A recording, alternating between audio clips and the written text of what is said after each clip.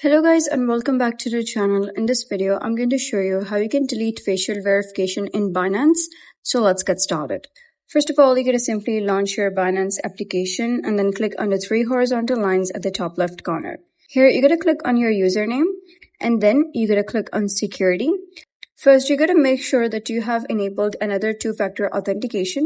Before removing your facial verification, you're going to click on either email, password, PayPin, phone number, or any authenticator app. Simply make sure to enable that.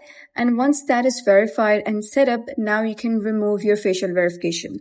To do so, you're going to click on passkeys at the top. And here you'll be able to see all of your passkeys. It will also contain your facial verification if you have set.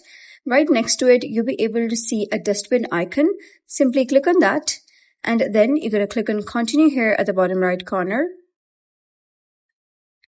So you're going to verify your passkey. Click on use passkey just like so. Once done, it says successfully deleted. That means that your facial verification has been deleted from Binance.